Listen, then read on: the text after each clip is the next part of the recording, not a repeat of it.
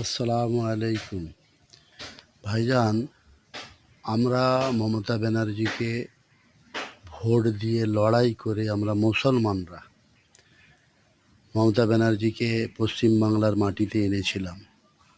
কিন্তু মমতা ব্যানার্জির একটা জিনিস বোঝা দরকার, যে মুসলিমদেরকে ভেতরে ভেতরে খোগলা করে এইভাবে করে মুসলিমদের উপরে অত্যাচার হবে, আমরা নাকি ওয়াকফ সম্পত্তি নিয়ে দিল্লিতে আন্দোলন করতে যাব, এটা নোংরা কথাবার্তা। মমতা ব্যানার্জি সরাসরি নোংরা কথাবার্তা এটা।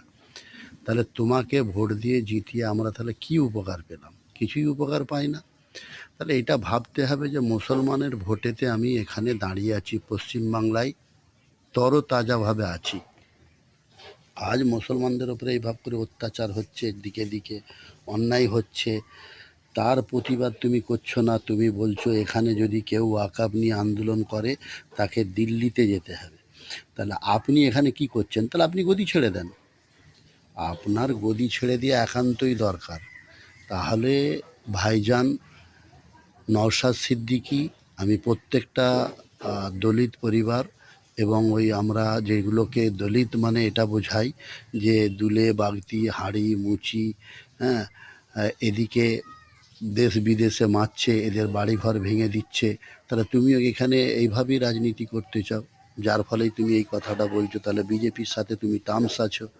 আমি আমার কথা বলছি, আমি নিজের কথা বলছি। আমি এই টিএমসির জন্য রাত দিন এক করে দিয়েছি, এত লড়াই করেছি যে লড়াইটা সারা আমার এলাকার প্রত্যেকটা মানুষ জানে। আমরা কটা ছেলে, আমরা এই বিজেপির বিরুদ্ধে, এই কংগ্রেসের বিরুদ্ধে, এই মানে যত পার্টি আছে, সিপিএমের বিরুদ্ধে তো আমি আমার কথা বলছি, অনেক বড় আমি করেছি, জেহাদ করেছি। আমাকে তো কত জায়গায় ধরে মারধরও করা হয়েছে, কত কিছু করা হয়েছে, কিন্তু টিএমসি আমাকে কোনো পদ দেয় না, কোনো জায়গা দেয় না।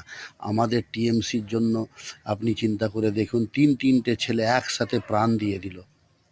ইকবাল আহমেদের যখন বিধায়ক হয়েছিলেন আমার এলাকায়, সেই সময়টায় আমরা কতভাবে একাধিকভাবে, হ্যাঁ, লড়াই করে টিএমসিটাকে আনিয়েছিলাম, টিএমসিটাকে আমরা দাঁড় করিয়েছিলাম। আজকে বলুন তো, আজ মমতা ব্যানার্জির এত বড় হিম্মত হয় কি করে যে আমাদের মুসলিম দিকে এইভাবে উল্টো পাল্টা করে কথা বলে, আমাদের মুসলিমদের বিরোধিতা করে। আমরা মুসলমানরা বোকাচোদা, আমরা বুঝতে পারি না। তাই হয়তো দিদি আমাদেরকে এইভাবে করে ইউজ করে নিচ্ছে। ইউজ করে মুসলমানদিকে বুঝতে হবে যে আমরা আর টিএমসি সরকারকে ভোট দেবো না, আর টিএমসি সরকারকে ভোট দেবো না।